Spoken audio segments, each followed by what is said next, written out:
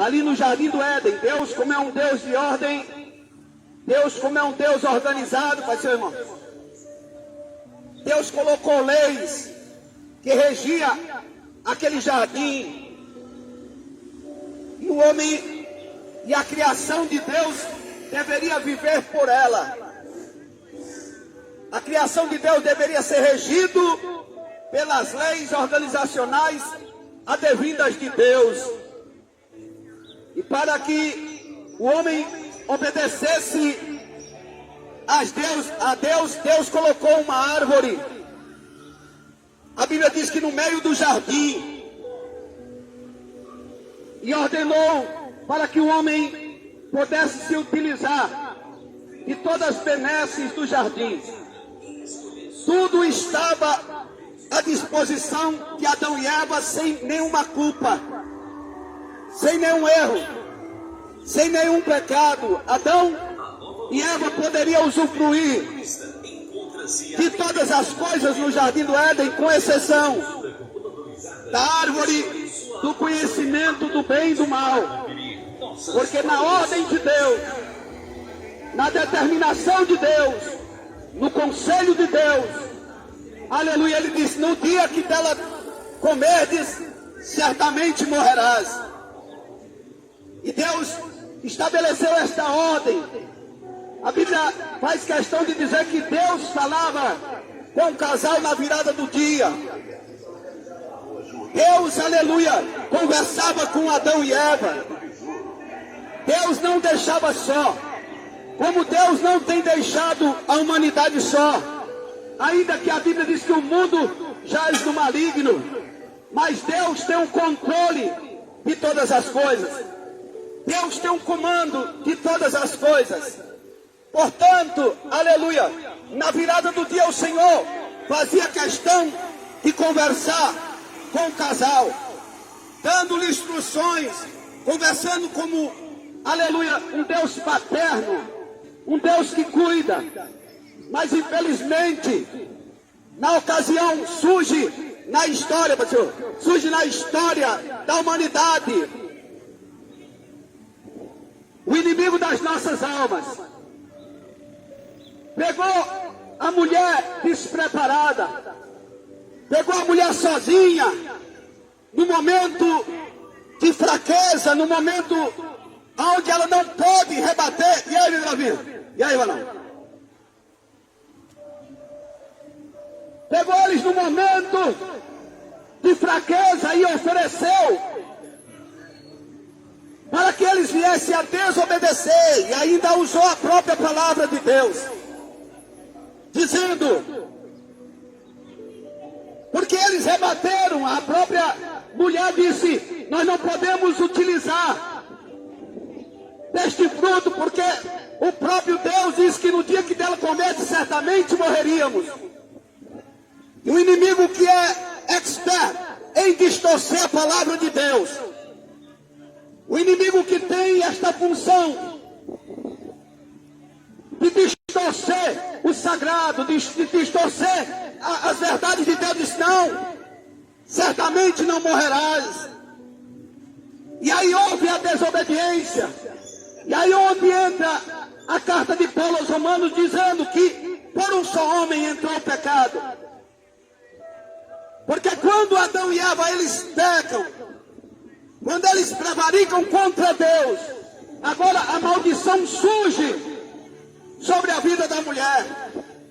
A maldição surge sobre a vida da própria serpente, do próprio Satã, do próprio inimigo das nossas almas. A maldição também vem sobre ele. E a maldição agora vem sobre a terra. Quando Deus lança a maldição sobre Adão, a Bíblia diz que Deus diz: maldita é a terra por tua causa. Então não só era Adão que estava em questão, era toda a terra. Agora sofre as consequências do pecado. Os espinhos, os cardos surgem na terra, os intempéries, as mudanças climáticas, o solo que não era mais fértil, tudo isso foi atingido devido à obediência do homem. E agora Deus expulsa aquele casal do jardim, coloca um querubim guardando o lugar. A Bíblia diz que antes de despedi-lo do jardim, Deus imola um animal, sacrifica um animal, derrama o sangue de um animal, e com as vestimentas daquele animal, a Bíblia relata que Deus cobre a Adão e a Eva, dando a entender, aleluia, que o sacrifício de animal não poderia perdoar os pecados na sua totalidade, mas poderia cobrir por um momento temporário. E assim a vida seguiu-se. A vida seguiu. O mundo foi povoado. Adão e Eva multiplicaram como semente a sua geração. Deus ali o abençoou dando filhos. E o mundo foi proliferado, o mundo cresceu. Só que chegou uma época que o escritor anônimo aos Hebreus diz que o sangue sacrificial de animais já não era mais suficiente. O pecado tinha se multiplicado juntamente com o crescimento populacional. Agora, o escritor anônimo aos Hebreus vai dizer que o sangue de touros e de carneiros não era mais suficiente para cobrir o pecado da humanidade, porque o povo deveria matar um animal, apresentar ao sacerdote, ao sumo sacerdote do templo, e ele levava este sangue no lugar santo dos santos, era aspergido no véu do templo, e Deus aceitava o perdão do povo, e assim anualmente era feito. Mas a Bíblia vai dizer lá em Mateus 24, e por multiplicar a iniquidade, o amor de muitos se esfriaria, e a iniquidade multiplicou. O mundo entrou em decadência moral, o mundo entrou em decadência espiritual, o mundo foi atingido pela ação da serpente. Agora precisaria alguém pagar um preço único em favor do pecado da humanidade. Aleluia. E aí surge na história da humanidade um homem chamado Jesus, Rei dos reis e Senhor dos senhores. Adão entra na história como o homem que trouxe o pecado do mundo.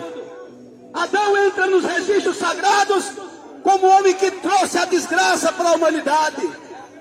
Mas no cenário da Bíblia agora entra um homem chamado Jesus, que entra com o escape, que entra com a solução, que entra para resolver de uma vez por todas, aleluia, o problema do pecado da humanidade e suas consequências. Diz a Bíblia Sagrada que Jesus surge no cenário, ali no Rio Jordão, quando João Batista batizava e falava com aquele povo: raça de víboras, quem vos ensinou fugir da ira futura? Arrependei-vos e convertei-vos. E assim era a pregação de João Batista. De repente surge no cenário Jesus Cristo, com 30 anos de idade, para ser batizado por João, para que se cumprisse toda a lei no Senhor. E naquele momento há uma expressão reveladora através de João Batista, e a expressão de João profética diz, apontando para Jesus: eis aí o Cordeiro de Deus que tira o pecado do mundo. Aleluia. Esta aí é a solução, esta aí é a porta das ovelhas. Aleluia. Esse aí é o caminho, esta aí é a verdade, E esta aí é a vida, e ninguém vai ao Pai se não for por Ele. Jesus entra no cenário como o Cordeiro de Deus que tira o pecado do mundo. Jesus vem fazendo a obra da evangelização.